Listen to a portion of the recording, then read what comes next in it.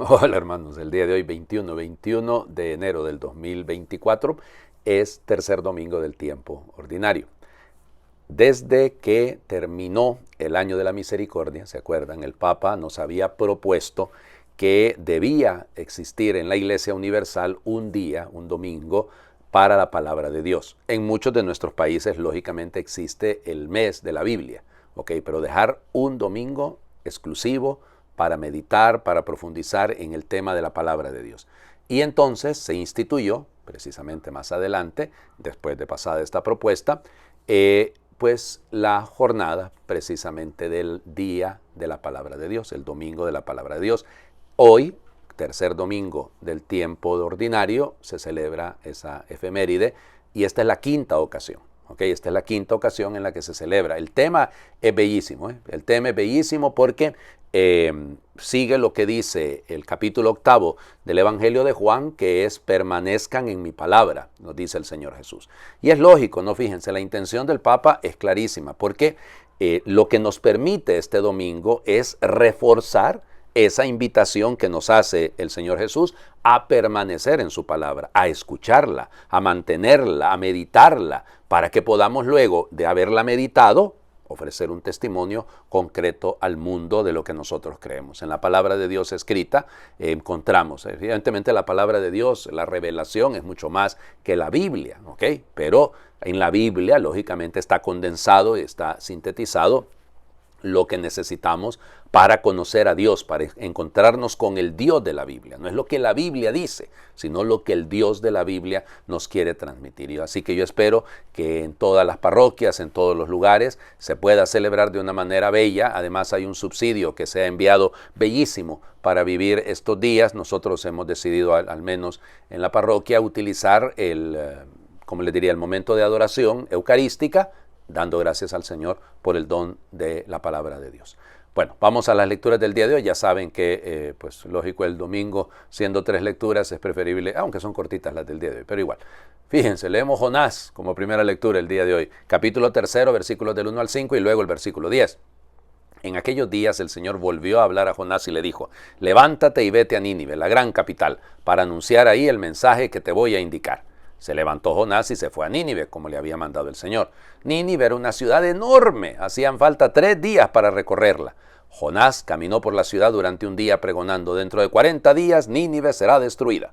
Los ninivitas creyeron en Dios, ordenaron un ayuno y se vistieron de sayal, grandes y pequeños. Cuando Dios vio sus obras y cómo se convertían de su mala vida, cambió de parecer y no les mandó el castigo que había determinado imponerles. Palabra de Dios. Te alabamos, Señor. Ya sabemos que los judíos son expertos en reírse de sí mismos. Ya sabemos que aquí hay sarcasmo del bueno. Los expertos dicen que esto es una especie de, llamémosle, parábola. Sí, claro, hay un poco de parabólico en esto, pero pasado por una historia, o sea, por algo, pero no ocurrió. O sea, Nínive no se convirtió, pero le servía al pueblo de Israel este texto, porque esto no es histórico, pero a lo que sí le sirve es a historizar, de alguna manera, el relato de tal manera que haya una invitación clarísima a la conversión. Entonces Jonás, que es la antítesis del profeta, que Dios lo manda para el este y él va para el oeste, va hacia Tarsis, ¿se acuerdan? Tarsis sería España, para que vean ustedes. Entonces se va hacia el oeste, hacia el extremo, y lo mandaban al otro lado. Bueno, es la antítesis del profeta. Y aún así, Dios logra la conversión de una ciudad completamente pagana. Bello esto, ¿no? Porque ustedes dirán: ¿y por qué leemos esto ahorita? Porque lo que vamos a leer en el Evangelio es el anuncio de Cristo directamente a la conversión. Entonces de ahí vendrá precisamente esto, para recordar que si un mal profeta es capaz de alcanzar la conversión, es más, ni siquiera hace bien el trabajo. Es una ciudad que ocupa 3 días y él solo camina 1. O sea que encima de todo medio haragán el hombre, ¿no? Pero bueno, ahí está el asunto. Dios se puede valer de esto. ¿Cuánto más no se va a valer de si escuchamos al Hijo, al Verbo encarnado? Escuchamos al mismísimo Jesús. Pues si hasta un profeta, mal profeta, logra conversión, porque Dios se puede valer hasta de esto, él escribe recto en renglones torcidos, ¿cuánto más tenemos nosotros que aprender? ¿Ok? Por eso Dios, fíjense, cambió de parecer. Aquí más bien lo simpático es esto, ¿no? El primero que se convierte es el mismo Dios. El primero que cambia de parecer, el que cambia de idea. La segunda lectura está tomada de la primera carta a los Corintios. Ya saben que hemos comenzado a leer esta primera carta el domingo pasado. Recuerden que no la estamos leyendo de corrido. Empezamos a leer un pedazo del capítulo 6 la semana pasada. Hoy leemos un pedazo del capítulo 7 y apenas son 3 versículos. Capítulo 7, versículos del 29 al 31. Hermanos, les quiero decir una cosa. La vida es corta. Por tanto, conviene que los casados vivan como si no lo estuvieran, los que sufren como si no sufrieran, los que están alegres como si no se alegraran, los que compran como si no compraran, los que disfrutan del mundo como si no disfrutasen de él, porque este mundo que vemos es pasajero. Palabra de Dios, te alabamos, Señor, como si no, como si no. Es decir, fíjense, el marco. Pablo está, probablemente esa es la lógica de la primera carta a los Corintios, es que Pablo está respondiendo a las preguntas, a las dudas, a las cuestionantes, decimos en mi país, que le plantea la comunidad. Entonces, la semana pasada había una respuesta frente al abuso del cuerpo, frente a la manipulación de la dignidad del cuerpo como templo del Espíritu Santo, frente a la crisis que se puede provocar en una ciudad como Corinto, puerto, que era llena de prostíbulos y demás, y entonces a la fornicación. Ahora responde, bueno, ¿y el Señor ya viene o no viene? ¿Cómo es la cosa? ¿Va a venir? ¿Nos preparamos ya? Pues Pablo dice, la vida es corta. ¿Ok? La vida es corta. Este mundo que vemos, la vida es corta. Y al final, dice, como el jamón, digo, como las 2 rodajas del sándwich, ¿no? Ahí, del emparedado. Al final dice, porque este mundo que vemos es pasajero. Pablo nos recuerda la caducidad del mundo, la fecha de expiración de nuestra propia vida. Ninguno de nosotros es eterno, estamos llamados a la eternidad. Pero este mundo es un mundo que pasa. Entonces conviene, y señala 5 cosas. 5 cosas que conviene que hagamos. Entonces, fíjense, apunta, lo primero, el matrimonio, ¿ya? Vivan como si no estuvieran casados. Ay, papita, sí viven un montón. Sí, pero aquí no estamos hablando de eso. O sea que relativicemos, eso es el punto, relativizar. No endiosemos, no le demos un valor supremo a lo que no debe tenerlo. Y comienza con un valor. El matrimonio es un valor, claro que sí. Ahora, en orden a Dios. Segunda cosa, los que sufren como si no sufrieran, qué fácil es. Vieran qué fácil, deja de sufrir, deja de llorar, deja de... No, o sea, no es tan fácil, ok, pero este dolor también es pasajero. La crisis que vivimos, las luchas que llevamos adelante son pasajeras. O sea, nuestra mirada puesta en Dios. Luego, los que están alegres, como que si no estuvieran alegres. Ay, entonces, hombre, si la vocación es la felicidad, ¿cómo se pone a creer? Sí, pero relativicemos porque hoy estamos y mañana ya no estamos. Cuarta cosa, los que compran. O sea, hay algunos que se desesperan, todos son los negocios, ¿verdad? Y no hay tiempo para Dios, no hay tiempo para la oración, lo único para lo que hay tiempo es para ganar, para las ganancias. Y lo mismo se dice, los que disfrutan del mundo, o sea, los que viven de manera disoluta, pues dense cuenta que eso no sirve. Eso no sirve. Lo que anda buscando sensaciones por sensaciones, todo eso se va a acabar, porque hasta las mismas sensaciones, los sentimientos, si lo quieren llevar todavía más lejos o más profundo, también se terminan. El Evangelio. Hoy sí comenzamos a leer el Evangelio de Marcos. Hoy sí le entramos. Ya saben que nos vamos a detener, yo les comentaba, es el último domingo de julio y todo el mes de agosto que vamos a leer el Evangelio de Juan. Pero ahora ya entramos en el ciclo B directamente y leemos a Marcos. Claro que lo empezamos el primer domingo de Adviento y también leímos a Marcos, pero a lo que me refiero ya dentro del tiempo ordinario. Marcos capítulo 1, versículos del 14 al 20. Después de que arrestaron a Juan el Bautista, Jesús se fue a Galilea para predicar el Evangelio de Dios y decía, se ha cumplido el tiempo y el reino de Dios ya está cerca, arrepiéntanse y crean en el Evangelio. Caminaba Jesús por la orilla del lago de Galilea cuando vio a Simón y a su hermano Andrés echando las redes en el lago, pues eran pescadores. Jesús les dijo, síganme y haré de ustedes pescadores de hombres. Inmediatamente dejaron las redes y lo siguieron. Un poco más adelante vio a Santiago y a Juan, hijos de Zebedeo, que estaban en una barca, remendando sus redes. Los llamó y ellos, dejando en la barca a su padre con los trabajadores, se fueron con Jesús. Siguieron a Jesús. Palabra del Señor. Gloria a ti, Señor Jesús. Muy bien. Evidente, empezamos en el capítulo 14, que significa que ya ha habido algo antes. Sí. Acuérdense la introducción del primer versículo. Inicio del Evangelio de Jesucristo, Hijo de Dios. Muy bien. La figura de Juan el Bautista, el bautismo de Jesús, que es muy escueto en el Evangelio de Marcos, y luego Jesús que va al desierto. que apenas son 2 versiculitos, el 12 y el 13. Y ahora pues, después de que arrestaron a Juan el Bautista, fíjense, aquí el verbo arrestar, después de que fue entregado Juan el Bautista, el verbo paradoxeo, paradoxemai, fue entregado, fue porque es una entrega, y se va a utilizar el mismo verbo para referirse a Jesús en el momento de entregarse en la cruz. O sea, es un gesto, es una donación, es un ofertorio. Pero eso marca el banderillazo de salida, como que viniese Juan el Bautista y le pasa la estafeta a Jesús y le diga, siga la carrera, muchacho, ahora le toca a usted. Ya la voz se calla, entra la palabra. Más o menos, ¿no? O sea, marca, ese es el momento. Jesús sale de Judea, viene del desierto de Judea, donde ha sido tentado, y va a Galilea.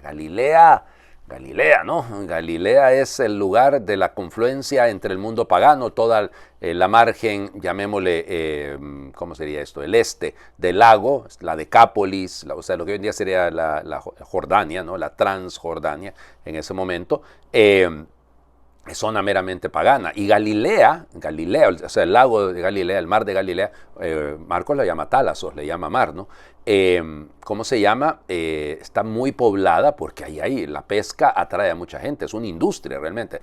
Flavio Josefo la va a llamar así, en las antigüedades judaicas, le va a llamar una industria, había mucha pesca por ahí, mucha concentración. Pero estamos en la Galilea de Herodes Antipas, ¿verdad? O sea, cuidado, que no es territorio controlado por los romanos, se los he señalado antes, es territorio de Herodes Antipas. Volvemos. En esa Galilea, pagana, a medias, por eso los de Judea, los de Jerusalén, despreciaban de alguna manera a los de Galilea, no creían que eran verdaderos judíos, porque se mezclaban por allá. A esa llega Jesús. Y su anuncio es claro, para predicar el evangelio de Dios. El evangelio, acuérdense que es Marcos el que utiliza por primera vez la palabra evangelio, de Dios. Pero pues está claro, Jesús es Dios, un momento que lo vamos a ir descubriendo. Los lectores tienen que llegar a ese punto, pero es el evangelio de Dios, no es el evangelio del emperador, que cuando se mandaba un anuncio el emperador decía eso, evangelio del emperador, tal y tal y tal, sí, no, eso no eran buenas palabras, estas sí lo son. Y entonces, ¿qué es lo que anuncia?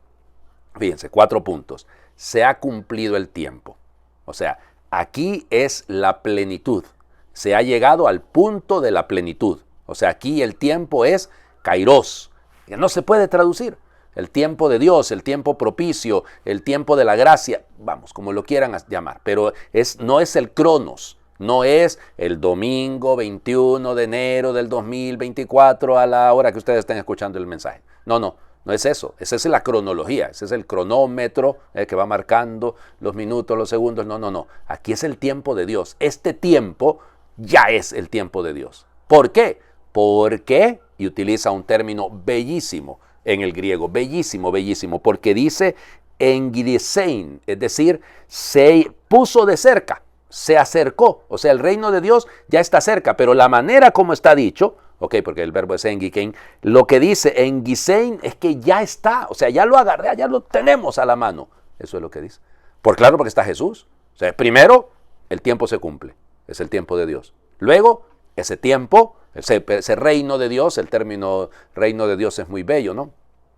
Pareciera una cosa establecida como una institución, pero no, es una manera muy bella de Marcos de hacer referencia a la presencia de Dios. Ya está cerca, no es que ya no está cerca, está a la mano, está al alcance, se puede tocar. Por eso, la reacción frente al tiempo que se cumple, frente al tiempo que es pleno, frente a la acción de Dios, yo respondo. ¿Cuál es la respuesta? Convertirme. Convertirme. Metaneu, episteu, kaipisteu. Conviértanse y crean. ¿En qué le voy a creer? En el Evangelio. ¿El Evangelio de quién es? Cristo. Porque se cree en una persona, no se cree meramente en una doctrina. No es un asunto ético, es el creerle a Él. Entonces, convertirme, cambiar de mentalidad, orientarme a Dios y poner la mirada solo en Dios y creer. Creer es un verbo activo, no es un asunto meramente intelectual, no es cerebral, es una acción que nace del que yo he encontrado una manera de orientarme completamente a Dios. Luego, pues bello, el llamado de los 4 primeros discípulos, los primeros 4 apóstoles. Jesús va por la orilla del lago de Genezaret, de Kineret, es porque tiene forma de arpa, y el Kiner es el arpa, ¿no? Entonces va ahí a la orilla y se encuentra precisamente a Simón y a su hermano Andrés, que pues están echando las redes al lago porque son pescadores. La descripción es muy sencilla, o sea, están haciendo lo que siempre hacen porque esa es su función. Jesús pasa, les dice, síganme, teute, síganme, y yo los haré pescadores de hombres. Inmediatamente, que acuérdense de ese inmediatamente, caeitis, ese inmediatamente utis, ya se dejaron, esto es importante, dejaron, hay algo que dejar. Cuando Dios llama, hay algo que soltar. Y esto es importante para nosotros. ¿Por qué no sigo al Señor? Porque no he dejado algo. De repente no he dejado al que sale en el espejo. De repente no he dejado mis cosas, mis comodidades, mis seguridades. Hay que dejar algo. Sin el desprendimiento no puede haber seguimiento. Siguió más adelante y aquí ocurre una cosa extraña. Hay otros dos hermanos, claro, Santiago y Juan, hijos de Zebedeo, y dejando en la barca a su padre. Miren, en el mundo judío eso es gravísimo. ¿Cómo se le ocurre a usted dejar a su familia? Dejar a su padre, eso es un delito. Así, delito. Pero no, porque el seguimiento del Señor obliga. Por el tiempo, Dios mío, porque la oración que vamos a hacer es un poquito extensa y entonces vale la pena que la hagamos con calma. Además es domingo. Llámame porque es mi hora, Señor. Que ahora más que nunca tengo ganas de conocerte y siguiéndote como lo bueno y noble, arrojar tantas redes que me convierten en esclavo. Deseo tanto el encontrarte, Señor. No pases de largo de la orilla de mi vida. Y si por lo que sea no te respondo, no dejes de insistir, Señor.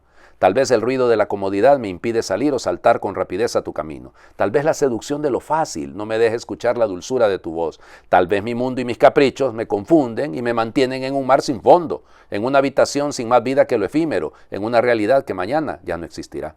Llámame, porque es mi hora, Señor. Porque tengo miedo de que pases de largo, de que viéndome tan ocupado en lo mío, no quieras contar conmigo. Porque tengo miedo de que ilusionado por lo que veo, no distinga lo grande que es tu reino. Porque tengo miedo de que amarrado en mis redes, no pueda soltarme a tiempo de ellas y ser libre contigo para siempre. Llámame porque es mi hora, Señor, que hoy más que nunca me siento iglesia, que hoy más que nunca creo y espero en ti, que hoy más que nunca quiero dejar algo por ti, que hoy más que nunca deseo ser pescador de otros mares y en otros puertos, como padre o madre, sacerdote o campesino, profesor o anciano, niño, joven, estudiante o contemplativo, arquitecto o religiosa, obrero o empresario, pero siempre contigo, Señor, contigo y por tus mares.